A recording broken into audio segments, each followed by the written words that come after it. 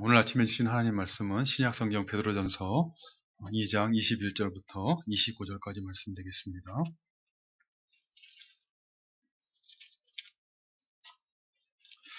제가 갖고 있는 신약성경 책 379면에 있습니다. 베드로전서 2장 21절부터 25절까지 오늘 본문 말씀 찾으신 줄 알고 봉독해 드리겠습니다.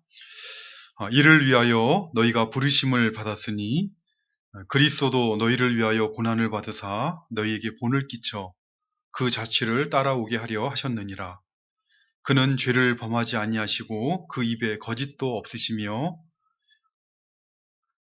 욕을 당하시되 맞대어 욕하지 아니하시고 고난을 당하시되 위협하지 아니하시고 오직 공의로 심판하시는 이에게 부탁하시며 친히 나무에 달려 그 몸으로 우리 죄를 담당하셨으니 이는 우리로 죄에 대하여 죽고 의에 대하여 살게 하려 하심이라. 그가 채찍에 맞음으로 너희는 나음을 얻었나니 너희가 전에는 양과 같이 길을 잃었더니 이제는 너희 영혼의 목자와 감독 되신 이에게 돌아왔느니라.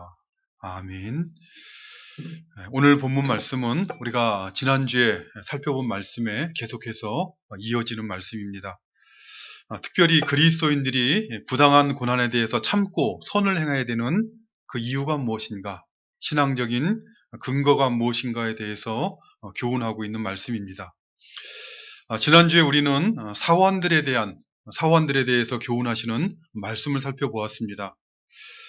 자기 위에 주인을 두고 살아가는 노예 또는 종이라고 할 수 있는 사원들은 자신이 하나님을 섬기는 하나님의 백성이라고 해서 그 하나님을 섬긴다는 명분으로 주인을 무시하거나 주인에게 불순종해서는 안 된다는 것이죠. 주인의 명령이 십계명과 같은 하나님의 말씀에 명백히 불순종하게 하는 것이 아닌 이상 주인에게 순종하는 것이 믿음으로 살아가는 신자들에게, 믿음으로 살아가는 사완된 신자들에게 마땅한 모습이다, 이렇게 교훈하였습니다. 왜 그리스도인인 사완들은, 그리스도인 종들은 하나님에게만 순종하면 되는 것이 아니라 주인에게도 순종해야 된다라고 교훈하고 있는 것입니까? 여러 가지 신앙적인 이유들이 있겠습니다만은 주인과 사원의 관계는 무엇보다 단순히 개인적인 관계가 아니기 때문에 그렇습니다. 세상 사람들은 다른 사람을 바라볼 때 그저 개인적인 관계 속에서만 바라보겠지만 신자는 하나님 앞에서 다른 사람과의 관계를 바라볼 줄 아는 사람들인 것입니다. 주인과 사원의 관계라는 것은 이 세상의 모든 것을 뜻대로 다스리시는 하나님께서 허락하신 관계예요. 하나님의 거룩하신 뜻과 섭리 가운데서 허락하신 관계라는 것입니다. 온 세상을 창조하시고 거룩하신 뜻대로 다스리시는 그 하나님을 알고 그 하나님을 섬기는 신자라면 이 주인과 사원의 관계 속에도 하나님의 간섭하심과 하나님의 뜻이 있다는 것을 고백하고 그 하나님을 경외하는 믿음으로 인해서 하나님께 허락하신 주인에게 순종하는 것이 마땅하다라고 교훈하였던 것입니다. 특별히 베드로 사도는 자신에게 선하게 대하고 자신을 잘 이해해주고 긍휼과 자비심을 가지고 대하는 주인에게만 순종하는 것이 아니라 매우 자기중심적이라서 다른 사람을 배려를 할 줄 모르고 자기만 생각하는 주인. 그래서 때로는 나를 억울하게 하기도 하고 때로는 부당하게 대하는 주인일지라도 하나님을 두려워함으로 순종하라라고 교훈하였습니다. 그러나 사실 우리가 경험하는 것처럼 그렇게 하는 것은 쉽지가 않습니다. 주인과 사원의 관계뿐만 아니라 모든 관계가 그렇습니다. 부모와 자녀의 관계도 그렇고 선생님과 학생의 관계도 그렇고 직장 상사와 부하 직원의 관계도 마찬가지입니다. 자신에게 선하게 대하고 자신을 이해하고 긍휼과 자비심을 가지고 친절하게 대하는 그런 주인이라면 선한 마음을 가지고 순종하고자 할 것이요. 또 실제로 순종하는 것이 비교적 쉬울 것입니다. 그러나 자기만 생각하고 자기중심적이라서 이해와 배려가 없는 주인. 그래서 때로는 자기를 억울하게 하고 때로는 부당하게 고난을 가하는 주인에게 선한 마음을 가지고 순종하는 것은 쉽지가 않습니다. 오히려 그런 주인에게는 항의하고 대적하고 또 힘만 있으면 되갚아주고 싶은 마음이 생기는 것이죠. 자기 중심적인 주인을 존대하고 부당하게 고난을 가하는 주인에게 순종하는 것은 쉽지 않은 것이 아니라 거의 불가능한 것입니다. 아무리 주인이라 할지라도, 아무리 힘이 있는 주인이라 할지라도 부당하게 대우한다면 그대로 갚아야 하는 것이죠. 그것이 세상 사람들이 가지고 살아가는 정의감이요, 세상 사람들이 인생을 살아가는 원칙이라 생각하는 그런 원리입니다. 그런데 하나님께서는 베드로 사도를 통해 무엇이라고 교훈하였습니까? 선하고 관용하는 자들에게만이 아니라 또한 까다로운 자들에게도 그리하라 라고 교훈하였습니다. 배려심이나 친절한 마음이나 긍휼이 없는 주인일지라도, 자기만 생각하는 자기중심적인 주인일지라도 선한 마음을 가지고 공손하게 대하고 그리고 그 말에 순종하라 라고 교훈하였던 것입니다. 어떻게 그럴 수가 있겠습니까? 사람의 본성으로는 그것은 불가능한 것입니다. 그렇기 때문에 하나님께서는 우리들에게 하나님께서 주신 믿음, 구원을 주신 믿음이 필요한 것이죠. 베드로 사도가 선하고 관용하는 자들에게만이 아니라 또한 까다로운 자들에게도 그리하라, 이런 말씀은 사실 모든 사람들에게 그렇게 하라라고 주신 것이 아니라 하나님을 두려워할 줄 아는 사람들, 하나님께서 은혜로 주신 믿음으로 말미암아 하나님을 경외함으로 살아가는 그런 신자들에게 교훈하신 것입니다. 베드로 사도는 그렇기 때문에 이어지는 말씀을 통해서 왜 이 믿음으로 살아간다는, 하나님을 경외한다는 신자들이 이렇게 까다로운 자들에게도 순종해야 되는가 하는 신앙적인 이유, 신앙적인 근거를 교훈하고 있는 것입니다.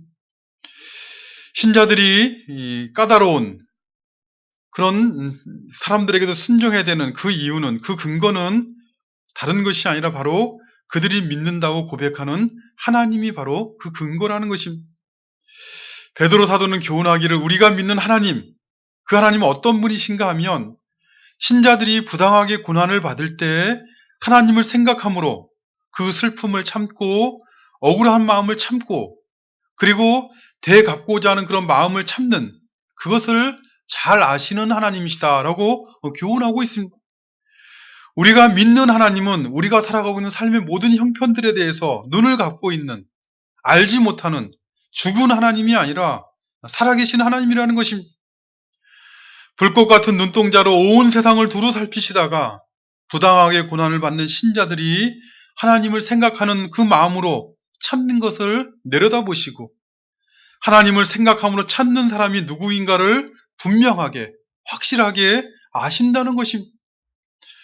그리고 하나님은 그를 기뻐하시고 그의 믿음을 인정하셔서 그가 받는 부당한 고난 가운데서, 그가 받는 슬픔과 고통 가운데서 그가 하나님의 택하신 족속이요 하나님의 소유된 백성답게 살아갈 수 있도록 그의 삶 가운데 간섭하시며 은혜를 베풀어 주시는, 역사하시는 하나님이시다라고 교훈하고 있는 것입니다. 이런 하나님을 믿는 신자들은 그런 하나님을 믿음으로 말미암아 어떻게 할 수 있다는 것입니까? 비록 사람에게, 주인에게 부당하게 고난을 당할지라도 이 모든 것을 아시고 간섭하셔서 은혜 베푸실 하나님을 생각함으로 참고 하나님을 생각함으로 소망 가운데 기다리며 순종할 수가 있다라고 교훈하고 있는 것입니다. 이러한 의미에서 이 땅 가운데 살아가는 신자들이 당하는 부당한 고난이라는 것은 사실 그것은 그가 하나님을 생각할 줄 아는 믿음으로 사는 사람인가 아닌가 하는 것을 점검하게 하는, 시험하게 하는 신앙적인 리트머스지입니다. 하나님께서는 믿음으로 살아가는 신자들로 하여금 자기 신앙을, 하나님께서 그에게 주신 믿음이 무엇인가를 확증하게 하시고자 때로는 부당한 고난을, 억울한 고난을 당하도록 허락하시는 것입니다. 부당한 고난을 받을 때 무엇보다 먼저 하나님을 생각할 줄 아는 믿음으로 사는 사람들은 어떻게 반응한다는 것입니까? 사람을 생각하지 않고 하나님을 생각함으로 참고 마땅히 하나님 앞에서 행할 바 선을 행하는 것입니다. 그래서 하나님께서 그를 기뻐하시고 인정하신다는 것을 그의 인생의 날을 통해 깨달을 수 있도록 그 은혜를 맛보아가는 그런 은혜를 맛보는 것입니다. 그러나 부당한 고난 가운데서 억울함 가운데서 하나님을 바라보지 못하는 사람은 그저 사람들만 바라봄으로 자신에게 고난을 다하는 그 사람을 미워하고 대적하고 때로는 되갚음으로 이 땅에 전쟁과 불화를 행하게 되는 것이죠. 그래서 결국 그는 자신이 하나님을 생각할 줄 아는 믿음이 없다는 것을 그 고난에 대한 부당한 고난에 대한 반응을 통해 스스로 입증하게 되는 것입니다. 이 땅을 살아가는 동안 우리도 고난을 당하게 될 것입니다. 때로는 부당한 고난, 억울한 일들을 당하게 될 것입니다. 그럴 때마다 하나님을 먼저 생각할 줄 알아 하나님을 바라보고 참음으로 자신의 믿음을 확증하시고 또 그러한 자신을 알아주시는 하나님께서 행하시는 하나님께서 베풀어 주시는 은혜가 무엇인지를 아는 그런 믿음의 비밀을 가지고 하나님께서 인정받는 그런 신앙의 삶을 살아가는 우리들 되도록 은혜 베풀어 주시기를 간절히 바라는 것입니다. 근데 이처럼 우리가 부당하게 고난을 받을 때 하나님을 생각함으로 참는다. 이것이 신자의 도리라 라고 할 때 한 가지 오해하지 말아야 될 것이 있습니다. 이 참는다라는 것은 아무런 반응도 하지 않는다라는 그런 의미는 결코 아니라는 것입니다. 성경에는 여러 가지 예가 있습니다만은 다윗의 예를 통해 분명하게 알 수가 있습니다. 우리가 잘 아는 것처럼 다윗은 블레셋과 골리앗으로부터 이스라엘을 구한 후 사울 왕에게 시기를 받게 되어서 그는 부당하게 고난을 받게 됩니다. 그는 자신이 구한 이 이스라엘 땅에선 더 이상 살 수가 없게 되어서 자신이 물리쳤던 블레셋 땅으로 도망가야 되기도 했고 그 블레셋 땅에 도망가서 살고자 했으나 거기서도 의심을 받고 살 수 없게 되자 다시 유대의 광야로 돌아와서 산과 굴에 방황하면서 산과 굴을 돌아다니면서 숨어 살아야 됐습니다. 근데 이렇게 그는 하나님을 생각함으로 자신에게 부당하게 고난을 당하는 그 이스라엘 왕 사울에 대해서 참았습니다. 그러나 그렇다고 해서 그가 사울 왕에게 아무런 반응도 하지 않는 것은 결코 아닙니다. 사무엘상 24장을 보면 다윗이 블레셋으로부터 유대 땅으로 돌아온 것을 알게 된 사울 왕은 다윗을 죽이고자 군사 3,000명을 거느리고 그가 숨어있던 엔게디 광야로 찾아왔습니다. 그런데 이 엔게디 광야로 온 사울 왕은 한 굴 속에 들어가서 휴식을 취하게 되는데 마침 그가 휴식을 취하고 있던 그 굴 속 깊은 곳에는 다윗과 그의 군사들이 함께 숨어 있었습니다. 다윗의 군사들은 다윗을 죽이고자 한 사울을 죽일 수 있는 좋은 기회라고 하며 다윗 왕에게 조언을 했습니다. 그러나 다윗은 어떻게 했습니까? 사울 왕의 옷자락만을 자르고 굴 밖으로 나와서 사울 왕과 멀리 떨어져서 그에게 이렇게 외칩니다. 내 아버지여 보소서, 내 손에 있는 왕의 옷자락을 보소서. 내가 왕을 죽이지 아니하고 겉옷자락만 베었은즉 내 손에 악이나 죄가가 없는 줄을 오늘 아실지니이다. 왕은 내 생명을 찾아 해하려 하시나 나는 왕에게 범죄한 일이 없나이다. 여호와께서는 나와 왕 사이를 판단하사 여호와께서 나를 위하여 왕에게 보복하시려니와 내 손으로는 왕을 해하지 않겠나이다. 예속담에 말하기를 악은 악인에게서 난다 하였으니 내 손이 왕을 해하지 아니하리이다. 이스라엘 왕이 누구를 따라왔으며 누구 뒤를 쫓나이까? 죽은 개나 벼룩을 쫓음이니이다. 그런즉 여호와께서 재판장이 되어 나와 왕 사이에 심판하사 나의 사정을 살펴 억울함을 풀어주시고 나를 왕의 손에서 건지시기를 원하나이다. 그러니까 이스라엘 왕인 사울은 이렇게 다윗에게 부당한 고난을 가하여 죽이고자 했으나 그러나 다윗은 그를 죽일 수 있는 자신에게 부당하게 고난을 가하는 사울 왕에게 되갚을 수 있는 그런 기회가 찾아왔음에도 불구하고 그는 그에게 그 왕을 대적하거나 갚고자 하지 아니하고 오히려 왕 대접을 하면서 공손한 태도로 자기를 변호하는 말을 하였습니다. 왕은 내 생명을 찾아 헤아려 하나 나는 왕에게 범죄한 일이 없나이다. 여호와께서 재판장이 되어서 나와 왕 사이에 심판하사 나의 사정을 살펴 억울함을 풀어주시고 나를 왕의 손에서 건지시기를 원하나이다. 이처럼 다윗은 자기에게 고난을 가하는 왕에 대해서 대적하거나 되갚고자 하지 않고 참았으나 최대한의 공손한 태도를 가지고 자기 변호의 말을 분명하게 했던 것입니다. 이처럼 참는다라는 것은 아무 행동도 하지 않는다라는 의미는 결코 아니라는 것입니다. 그렇다면 이 참는다는 건 도대체 무엇을 참는다는 것입니까? 하나님을 생각함으로 참는다 할 때 그 참음의 내용이라는 것은 바로 부당한 고난에 대한 자기 안에서 일어나는 육신의 반응을 참는 것입니다. 대개 사람들은 부당하게 고난을 당하게 되면 자기 안에 정의감, 공의로운 마음이 생기게 됩니다. 부당한 고난을 가하는 상대방을 비난하고자 하는, 미워하고자 하는, 대적하고자 하는 마음이 생길 뿐만 아니라 그에게 갚고자 하는 마음이 생기게 되기도 하고 말과 행동으로 실제적으로 그것을 갚고자 하게 되기도 하는 것입니다. 그러니까 하나님을 생각함으로 참는다는 것은 바로 이러한 육신의 반응을 말하는 것입니다. 공의로우신 하나님, 거룩하신 하나님께서 나보다 더 잘하시고 갚아주실 줄을 믿고 내 안에서 일어난 육신의 반응, 내가 갚고자 하는 그 마음을 자제하고 억제하는 것, 그것이 바로 하나님을 생각함으로 참는다는 것이요, 그것이 신자다움이라는 것입니다. 이어지는 오늘 본문 말씀도 믿음으로 살아가는 신자들이 이렇게 까다로운 주인이 가하는 부당한 고난에 대해서 선을 행하며 참아야 되는 신앙적인 근거가 무엇인가를 또 다른 관점에서 교훈하고 있는 말씀입니다. 왜 신자는 부당한 고난을 받을 때 대적하거나 갚아주지 말고 참아야 되는 것인가? 오늘 본문 21절 말씀을 보면 이를 위하여 너희가 부르심을 받았으니 그리스도도 너희를 위하여 고난을 받으사 너희에게 본을 끼쳐 그 자취를 따라오게 하려 하셨느니라 라고 교훈하고 있습니다. 그러니까 너희가 이를 위하여 너희가 부르심을 받았으니 라는 말씀은 무슨 뜻입니까? 신자는, 모든 신자는 누구나 부르심을 받은 자들이라는 것이, 자신이 스스로 신자가 된 것이 아니라 신자가 되었다는 것은 부르신 분이 있으셔서 내가 부르심을 받았다라는 것을 의미하는 것입니다. 이것은 신자가 이 땅을 살아가면서 매우 중요한 자기 이해 중에 하나입니다. 사도 바울이 쓴 서신서를 보면 사도 바울은 그 성도들이, 자기가 보낸 서신서를 받는 모든 성도들이 부르심을 받은 자들이라는 것을 분명하게 이해해야 될 것을 여러 서신서에서 강조를 하고 있습니다.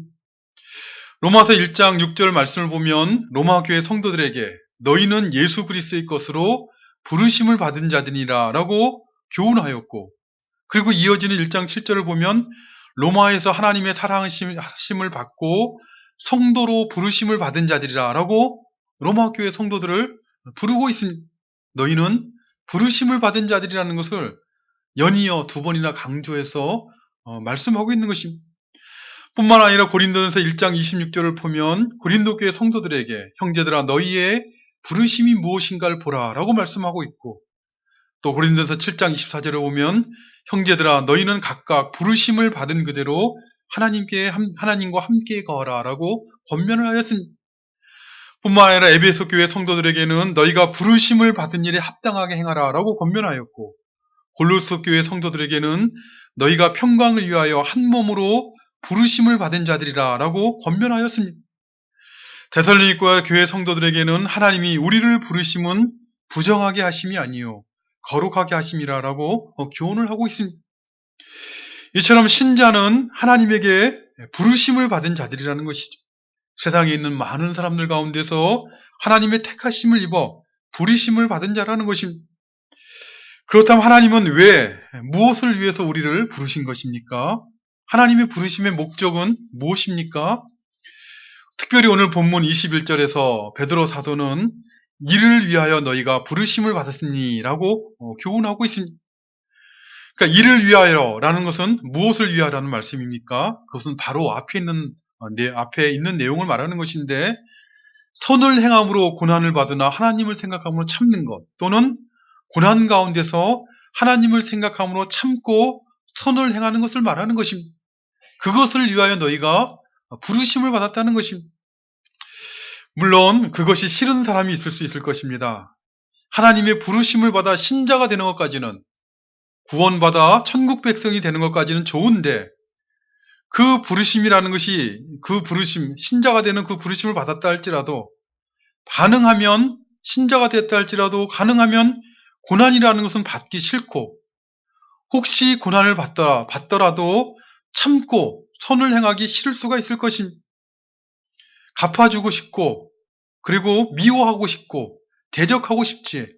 그것을 참고 선을 행한다는 것은, 그것은 우리 본성이 원하지 않는다는 것이죠. 그러나 이 부르심을 받은 목적이라는 것은 부르심을 받은 사람이 정하는 것이 아니라 부르신 분이 정하시는 것입니다. 오늘날도 마찬가지겠지만 이제 아이들이 자라 청년이 되어서 나라를 지키기 위해 군대에 입대하는 것을 나라의 부르심을 받았다라는 말로 표현을 하기도 합니다. 나라에서 청년을 부른 목적은 무엇입니까? 나라 지키는 일을 하도록 하는 것이죠. 나라에서 부르심을 받았다라고 하면서 그 군대 가면서 그 부르심의 목적을 자신이 정할 수는 없는 것입니다. 그를 부른 나라가 필요해서 부른 것이니 그 부르심의 목적을 따라 성실하게 살아가는 것이 마땅한 것이요. 또 그렇게 하는 것이 그에게도 궁극적으로는 유익한 것이 되는 것입니다. 하나님의 부르심을 받은 신자들도 마찬가지입니다. 하나님께서는 선을 행하기 위해 고난을 받고 하나님을 생각함으로 참는 삶을 살아가도록 그렇게 하기 위해서 고난을 받고 부당한 고난을 받을지라도 하나님을 생각함으로 참고 선을 행하는 삶을 살아가도록 그런 목적으로 하나님께서 부르셨다는 것입니다. 우리를 부르신 하나님께서, 신자들을 부르신 하나님께서 부르심의 목적을 그렇게 정하셨다라고 말씀하고 있는 것입니다. 그러나 우리는 그러한 부르심의 목적대로 우리는 살아갈 수 있는 능력도 없고 지혜가 없는 것이 분명한 것이죠. 우리 능력으로는, 우리 지혜로는 어떻게 그렇게 할 수 있는지 알 수가 없다는 것입니다. 그렇기 때문에 하나님께서는 우리가 그렇게 할 수 있도록, 따라할 수 있도록 본을 보여주셨다라고 베드로 사도는 교훈하고 있는 것입니다. 21절 하반절에 그리스도께서 너희에게 본을 끼쳤다 해서 이 본이라 라는 말은 문자적으로는 밑글자를 의미하는 말입니다. 오늘날도 그런지 모르겠습니다만 선생님이 아이들에게 글자를 처음 가르칠 때, 그럴 때 아이들은 아직 글자를 모르고 글자를 쓸 수도 없으니 어떻게 합니까? 먼저 종이 위에다 선생님이 매우 희미하게, 아주 희미하게 글자를 써주는 것입니다. 그리고 아이들로 하여금 선생님이 써놓은 그 희미하게 써놓은 글자 위에 똑같이 따라서 글자를 써서 그 글자를 배우도록 했습니다. 이때 선생님이 미리 희미하게 종이 위에 써놓는 글자, 그래서 아이들이 이미 그 희미하게 보이는 글자를 따라 쓰면 되는 그 글자, 그것이 그 글자를 의미하는 것이 바로 오늘 본문에서 말씀하고 있는 본이라라고 하는 것이 갖는 의미입니다. 하나님께서는 신자들로 하여금 고난 가운데 참고 선을 행하는 삶을, 그것을 자신이 스스로 그것이 무엇인지 알 수도 없고 살아갈 수도 없지만 그 삶을 살아가도록 부르셨기 때문에 그 부르심에 합당한 삶을 살아가도록 미리 그리스도를 통해 본을 보이셨다라고 말씀하고 있는 것입니다. 그리스도께서 자신의 삶을 통해 밑그림을 미리 그려놓으셨으므로 신자는 그리스도를 따라가기만 하면, 그리스도께서 그려놓으신 밑그림만 따라가면, 그렇다면 그 부르심에 합당한 삶을 살아갈 수 있다는 것입니다. 고난을 받더라도 참고 선을 행하려고 자기 힘으로 애쓰지 말고 그리스도를 바라보고 그리스도만을 따라가라는 것입니다. 그리스도를 따라가는 삶을 살기만 하면, 그리스도만 바라보고 살아가면 자동적으로 그 부르심에 합당한 삶을 살게 하셨다라고 교훈하고 있는 것입니다. 그리스도는 어떻게 그렇다면 본을 보이신 것입니까? 어떤 그리스도를 따라가면 되는 것입니까? 오늘 본문 22절 말씀을 보면 그는 죄를 범하지 아니하시고 그 입에 거짓도 없으시며 라고 말씀하고 있습니다. 예수님은 죄도 없으시고 또 결코 거짓말도 하지 않으셨다라고 말씀하고 있는 것이죠. 마태복음 4장을 보면 예수님께서는 공생애를 시작하실 때 그를 시험하던 마귀의 시험을 물리치셨습니다. 마태복음 27장을 보면 예수님을 은 30에 팔았던 유다는 내가 무지한 피를 팔고 죄를 범하였다라고 고백을 하였습니다. 그러니까 무죄한 분을 갖다가 팔아버렸다라고 유다가 고백했다는 것이죠. 요한복음 19장을 보면 유대인들이 체포하여 넘긴 예수님을 신문하였던 빌라도는 나는 그에게서 죄를 찾지 못하였나라고 3번이나 강조하며 선언하였습니다. 히브리서 4장 15절 말씀을 보면 예수님은 모든 일에 우리와 같이 똑같이 시험을 받으신 분이시지만 그러나 죄는 없으신 분이라고 분명하게 교훈하였습니다. 그러니 죄가 없으신 예수님은 어떤 분이십니까? 누구에게 욕을 당하시거나 고난을 받아야 되는 이유가 전혀 없으신 분이라는 것이죠. 그런데 예수님은 너희를 위해서, 우리를 위해서, 죄인들을 위하여서 대신 욕된 일을 당하시고 고난을 당하셨습니다. 예수님께서 죄인들을 위해서 욕된 일을 당하시고 고난을 당하실 때 그때 죄인들은, 사람들은 무엇이라고 말하였습니까? 복음서 전체를 보면 우리가 그것을 분명하게 살펴볼 수 있지만 오늘 본문 23절과 24절을 보면 그때 예수님은 어떻게 반응하셨는가에 대해서 이렇게 말씀하고 있습니다. 욕을 당하시되 맞대어 욕하지 아니하시고 고난을 당하시되 위협하지 아니하시고 오직 공의로 심판하시는 이에게 부탁하시며 친히 나무에 달려 그 몸으로 우리 죄를 담당하셨으니 이는 우리로 죄에 대하여 죽고 의에 대하여 살게 하려 하심이라. 그가 채찍에 맞음으로 너희는 나음을 얻었나니. 억울하게 욕을 당하시고 부당하게 고난을 받으신 예수님은 참고 선을 행하셨다라고 말씀하고 있는 것입니다. 예수님은 하나님을 생각하심으로 참았습니다. 죄 없는 자신에게 고난을 가하는 그들, 억울하게 부당한 일을 당하는 그들을 대적하시거나 대항하지 않으시고 공의로 심판하시는 하나님을 바라보며 하나님을 생각하시고 참으셨습니다. 욕을 당하실 때 욕하지 아니하시고 고난을 당하실 때 위협하지 않으셨습니다. 위협하기는커녕 아버지 저들을 사하여 주옵소서 자기들이 하는 것을 알지 못하나이다 라고 하나님께 기도하며 하나님에게 맡기신 것입니다. 이것이 부당하게 고난을 당하시던 예수님께서 보이신 본이라는 것입니다. 뿐만 아니라 예수님은 부당하게 고난을 받으시면서도 오히려 그들을 위해 선을 행하셨습니다. 선이라는 것이 무엇입니까? 선이라는 것은 세상 사람들이 말하는 도덕적인, 윤리적인 그런 선이 아니라 하나님의 뜻이 이루어지는 것이 선입니다. 예수님을 향하신 하나님의 뜻, 예수님을 통해 이루시고자 하는 하나님의 뜻은 무엇입니까? 죄 없으신 그의 몸으로 죄인들의 죄, 우리들의 죄를 담당하시는 것이 그것이 하나님의 뜻이었습니다.